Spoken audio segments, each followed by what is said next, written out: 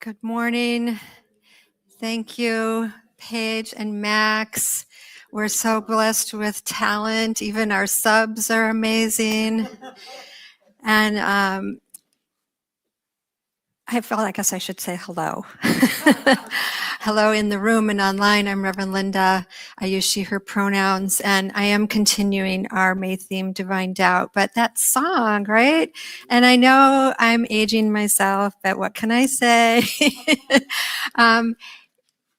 Everyone here probably already knows, right? That song was from the mid 80s and it was created during a global crisis, right? And they raised, over 60 million for African famine relief at that time, which is pretty phenomenal. It still ranks as the 8th best-selling single of all time, which I found surprising to hear. So if you don't know the song, go check it out. It's that group of 40 plus major music stars and how they ever orchestrated that. I'm going to be talking a little bit about persona later, and I would imagine all those personalities in that room must have been interesting. So, but what the world was asking of us then, it is asking of us again now, maybe still, right? To take collective action, to come together within the uncertainty. And we're, being invited to come together with love as the animating force. Uncertainty is not abstract. We feel it in our bodies. We see it in the news. We hear about it at the dinner table. We're living inside a collective time of not knowing. And the question isn't how to make it stop. The question is, who do we choose to be inside of it? We've been using the Richard Rohr book, and we have it here if you're interested in getting a copy, Falling Upward, A Spirituality for the Two Halves of Life. And he describes the first half of life as the building, the developing our identity, developing our certainty, a sense of who we are and what the world means to us. We build our container. And what he calls the second half begins when that container cracks open, when it falls apart. All those identities that we thought we had created don't make sense. And we have to live from that uncertainty. And I just want to acknowledge it's not always young people and old people. I'm sure some of us know some elders who have gone to the end of their life in their certainty with their personality and their views, right? And some people have that awakening or that opening at a much younger point. I guess since I was talking about how old that song was, I was feeling a little sensitive about age. So earlier this month, Rainbow invited us to let self-doubt be a pull to curiosity rather than something to hide or fix, and to trust that the container that we've built is ready to hold something larger. So when things fall apart, we can handle it, right? And Amy invited us to debut our doubting selves. Again, not hiding it, and trusting that who we really are underneath those personas is enough. Underneath the performative self, we are enough. If we are willing to live inside of the problem, it will transform, and we will be transformed by it. And then Daryl invited us to carry our doubt together, reminding us that questioning is a sacred lineage, and that we don't have to resolve our doubt or be in agreement with one another before we show up for each other. And today we're asking, how do we move from here in our collective uncertainty? So, you already know a lot of this, right? I find that a lot of the books and a lot of the themes we're talking about a lot of the same things. We just say them different ways, which I think is beautiful because some of us hear things better certain ways, right? But you've heard from previous talks and messages that everything is happening for our awakening. You've heard it's either love or pointing us back to love, God or pointing us back to God. And just last month in our Mark Nepo book, he said, what's in the way is the way. So what if this moment of uncertainty is a sacred invitation? Rohr is saying that the falling that feels like failure is actually the path, and that we're falling upward. So then doubt is not a detour. It is the road. It is the path. We don't have to overcome obstacles. We embrace them as essential parts of our path. So the arc this month has been the personal inner journey to the personal outer, and then the collective inner journey to now the collective outer journey. And not just how we feel about doubt together, but what we actually do with it in the world. And Dana shared in the reading from Falling Upward, Richard Rohr describes the arrival of the second half of life wisdom as a kind of homecoming. Not a return to what we knew before, but a new integration, a new way of embodying everything we've been through.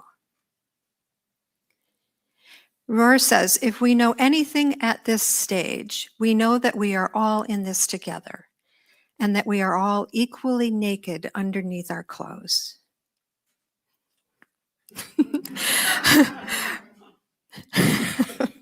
When we are young, we define ourselves by differentiating ourselves. Now we look for the things that we share in common. We find happiness in a likeness, which has become much more obvious to us now, and we do not need to dwell on the differences between people or exaggerate the problems. Creating dramas has become boring. Can we get this memo out there?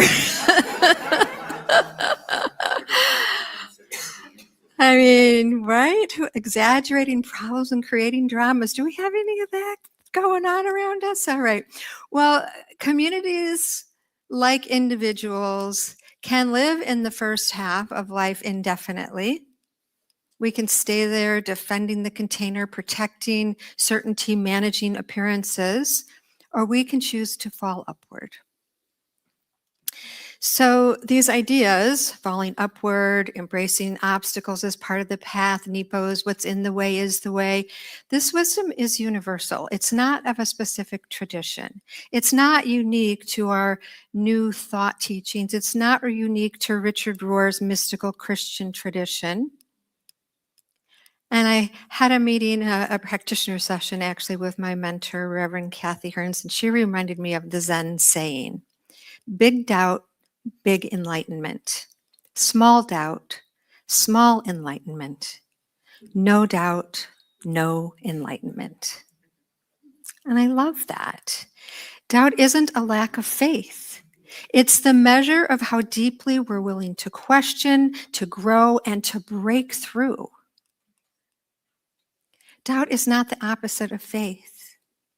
Every tradition that has wrestled with inquiries of the divine has found the opposite to be true, that certainty is the opposite of faith. Doubt is what keeps faith alive and growing. You know, when we think we already know something, there's no room for growth. So being in doubt, being in the question, is where we grow. And Rohr talks about personas, the self we construct to manage how we're seen. And this shadow work has been some of the most profound work that I have done in my life. I believe that when we do a lot of spiritual work without psychological growth work, we can bypass. And if we focus only on our psychological growth and don't do our spiritual work, we have that empty longing to remember the God within. And wasn't planning on it, but Rob Wozniak, one of our practitioners, is doing a shadow workshop in July. So if you're interested in learning more about shadow work, I encourage you to check that out. And this idea of personas, he talks about personas as the self that we construct to manage how we're seen. And for me, that voice sounds like I need to do a good job. It needs to look good. That's the persona. Competent, together, and underneath it, the shadow, the part that I don't really want to look at and I really don't want you to look at, that's the part that feels like I won't be loved if I'm not doing it right. And we all have our own version of this, right? But many of you have heard me share my residentially fluid journey, so I won't repeat the whole story, but I'll share enough to complete the thought that I have about it. Is 2 years ago, my son and I purchased a 3-unit building and we started a renovation. I put everything I owned into a storage unit, and we had a strategy to get another building, but at that moment, I didn't even know where I was going to live. There was no plan that would have satisfied that persona. There was no good response to what will people think. No way to make it look good. But building from within uncertainty means letting go of shoulds. Letting go of the shoulds about how life is supposed to look. And that was big doubt. So it required great faith and the determination to not turn back. How many times do we start going on something and they're like, ooh, nope, that's a little too scary. I'm going to recoil. And what I could not have orchestrated, what I could not have planned on my own, landed me exactly where I needed to be. Some of you heard me talk about where I'm staying. I could not have dreamed this up. The outcome is better than anything I could have come up on my own with that performing, planning, managing self. But I had to get past the shadow part who questioned, you're not pulling your own weight, or this doesn't look right. Maybe you should have thought about this when you were younger. And at one point, I had a family member that said something that sounded exactly like my shadow speaking to me out loud.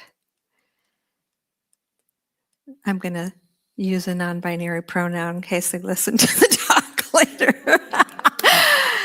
They said, didn't you realize this was going to be an inconvenience to other people?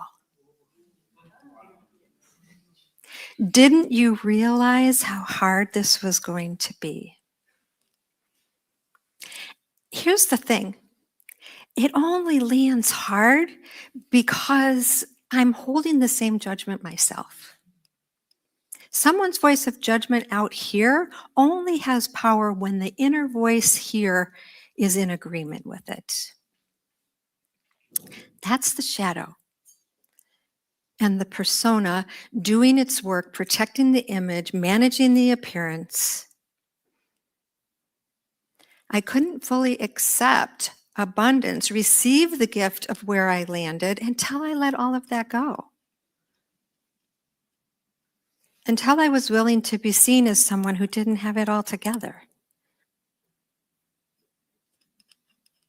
Until I trusted that I would still be loved.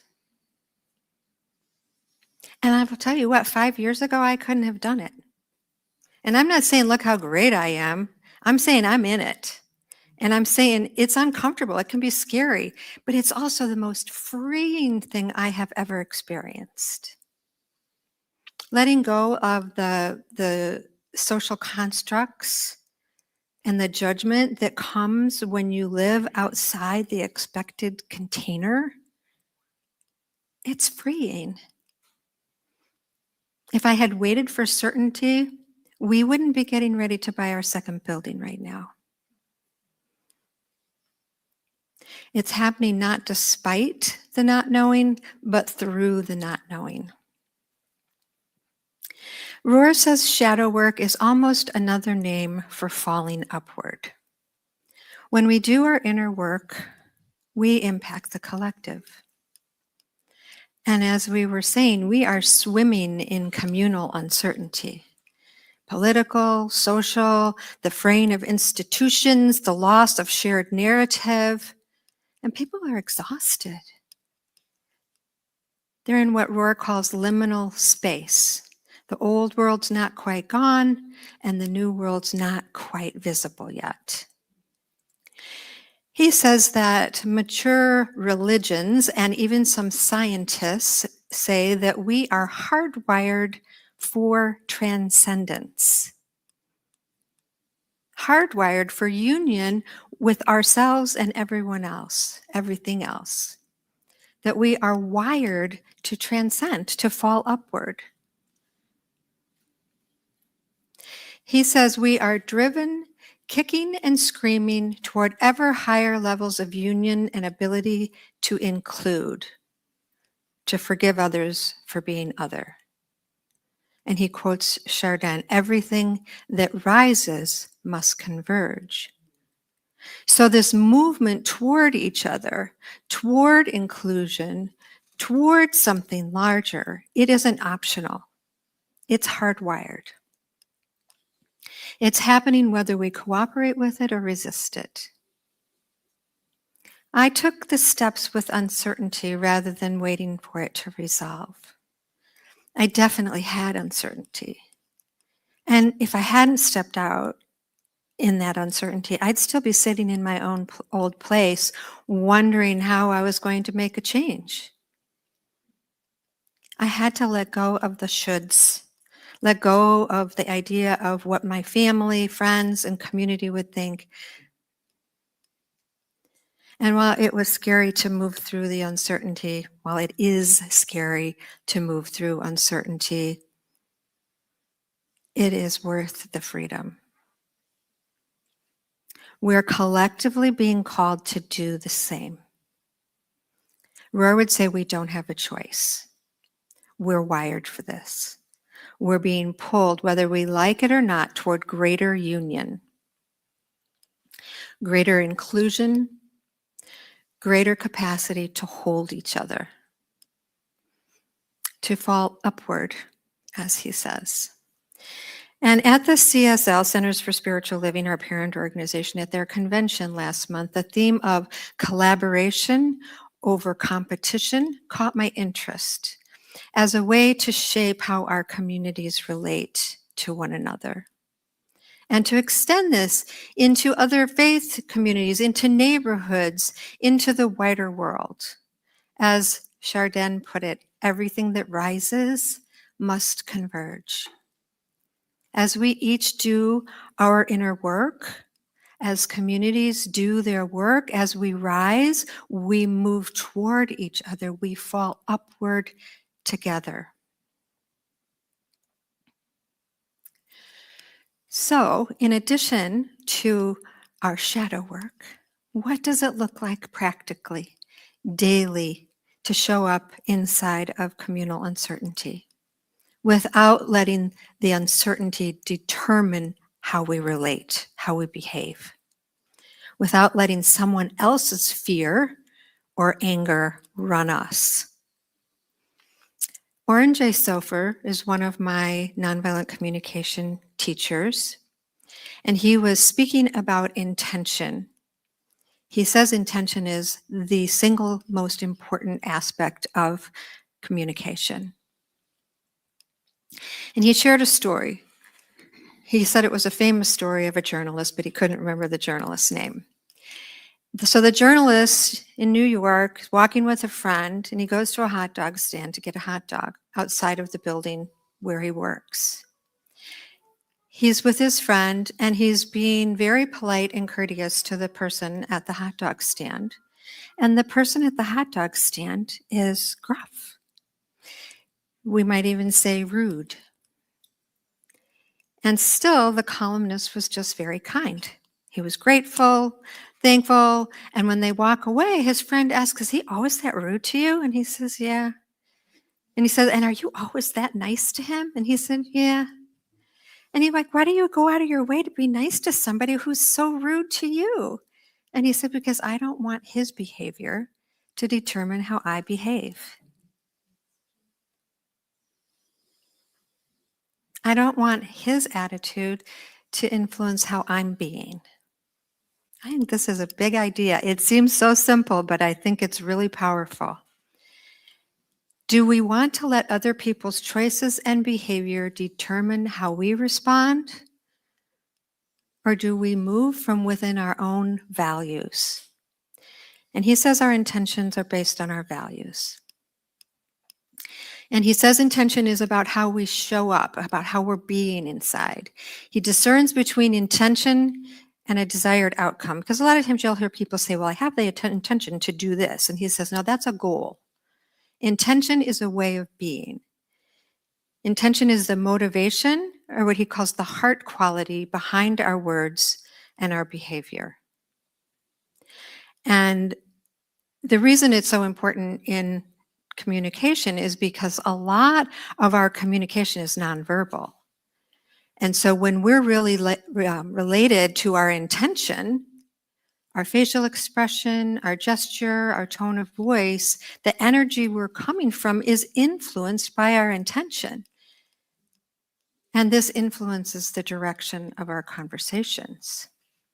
So if we can show up with a clear, helpful intention, it can change the whole orientation of the conversation. And we do practice this on the second Wednesdays of the month if you want to know more.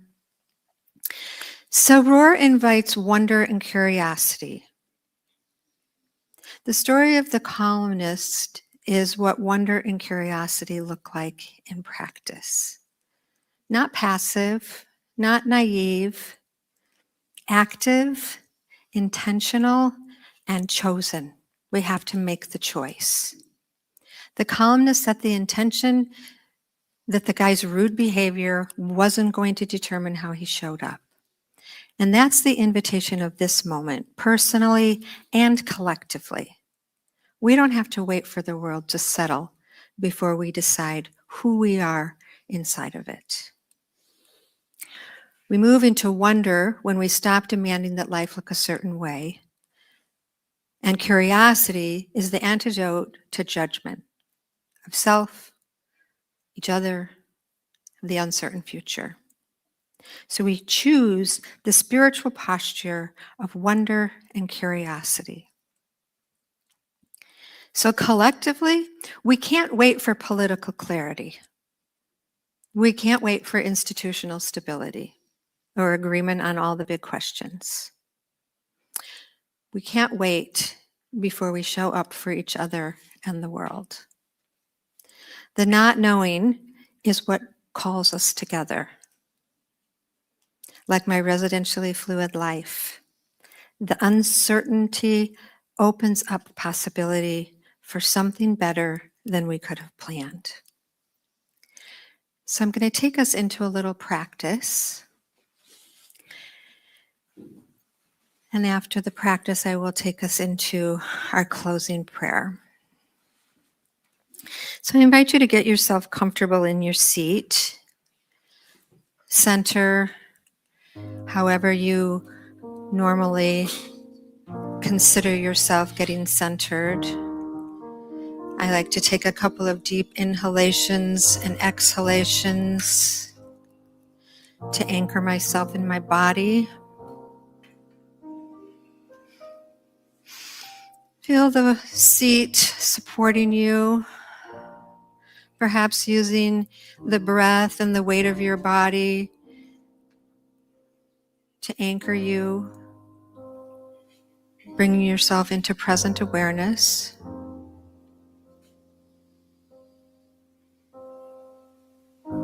And just see if you can notice,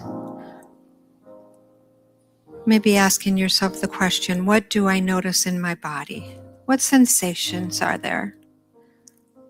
Letting go of judgment, just developing awareness. What do I notice in my emotions? What do I notice in my thoughts? Just becoming the witness of yourself, settling in and asking, is there a persona? Is there a personality trait? The self that you constructed to manage how you're seen? Is there a persona protecting you? A way of being, a voice that judges self and others? And maybe underneath that, a shadow, the part you may not want to look at, the part you may not want others to see. And just consider, where in your life is your shadow running the show, waiting for certainty, holding back, managing how you're perceived. Perhaps preventing the gift that's trying to land. And asking yourself, what would it look like to let that go? What would it look like to take one step from within the not knowing? What happens if you choose wonder, letting go of life looking a certain way? What happens if you choose curiosity, letting go of judgment of self, of each other, of the uncertain future, leaning into the discomfort, being curious what's there for you? Big doubt equals big enlightenment.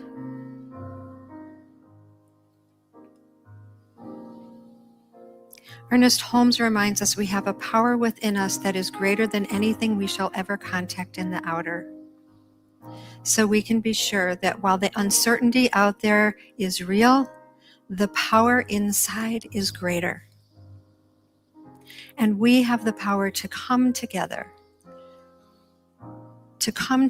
as one. We are the people. We are the world.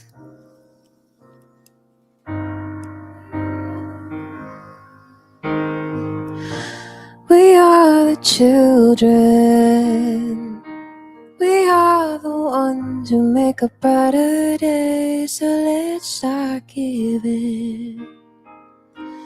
There's a choice we're making. We're saving our lives. It's true, we'll make a better day. Just you and me. So I acknowledge there is one power and presence, the power and presence that I call God. Call it love. You can call it by any name you choose. There is no word that can contain it. It is the infinite nature of life. It is the full potential. And I am an individual expression of it. Each one of us here online, everyone on this planet, everything on this planet, an individual expression of the one. We are the conduits for its expression. So we are all that it is. We are the intelligence. We are the love. We are the freedom. We are the possibility. And from that place of knowing the truth of who we are, I affirm that we are opening ourselves to this high idea, that we are releasing any fear, any persona, any shadow, that we simply allow that to inform us what our work is to do so that we can be the full expression that we are here to be. that we can truly come together in love, that we can work together to be the world we want to be.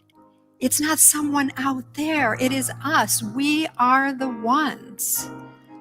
So I just affirm that any need for certainty dissolves now, all fear of judgment released now. I affirm that we are each held and loved exactly as we are, that we have everything we need to take the next step within the not knowing. As we rise individually and collectively, we converge, we come together in greater power, in greater good, in greater love. And I'm grateful. I'm grateful for each one's yes to being here. I'm grateful for the practice. I'm grateful for the work we do. I am grateful for the truth that there is this power for good operating through each of us. And I'm grateful for the fulfillment of this prayer.